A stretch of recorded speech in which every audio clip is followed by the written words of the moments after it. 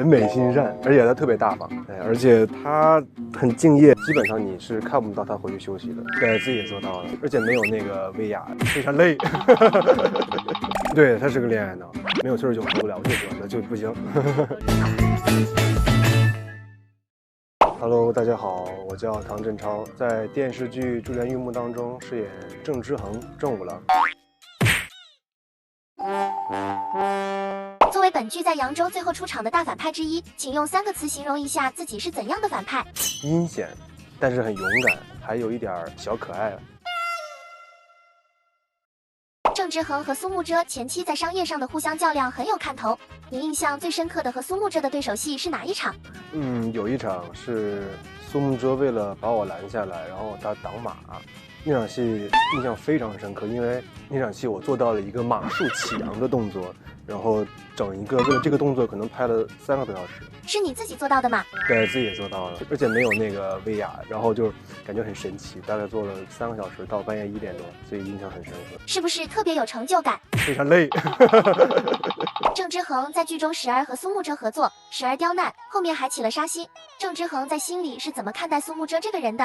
因为郑之恒就是属于扬州的富二代，扬州最大的富二代，然后在自己的家里，然后碰到了一个苏慕遮这样的人，是一个硬骨头，就是从来没有人在扬州敢这样跟我说话，从来没有人敢在扬州拒绝我的请求，但是苏慕遮全做了一遍，所以会跟苏慕遮是一种互相不服气吧。这是第一次和赵露思合作嘛？感觉怎么样？感觉非常好。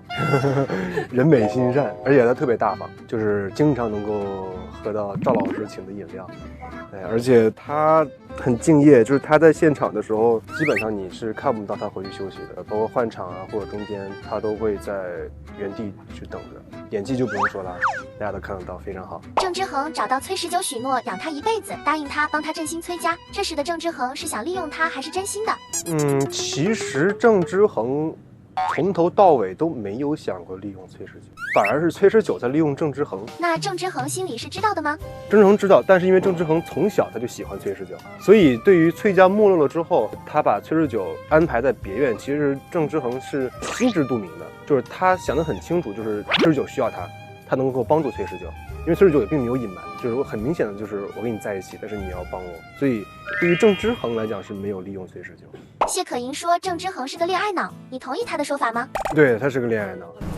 天黑之后去找张继然，把所有的事情推到我一个人身上，告诉他你从头到尾都是一无所知的。没有崔十九活不了，最主要的就不行。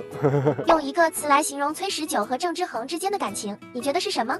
对于郑之恒来讲，应该是纯爱吧。所以崔十九说的是什么？郑之恒其实不是渣男，后期他其实是一腔真心付给崔十九的，然后也挺傻的。剧外，你对谢可寅的第一印象是怎样的？就是第一次刚见到谢可寅的时候，我会觉得她是一个很酷的一个女孩，然后感觉好像有点难以接近。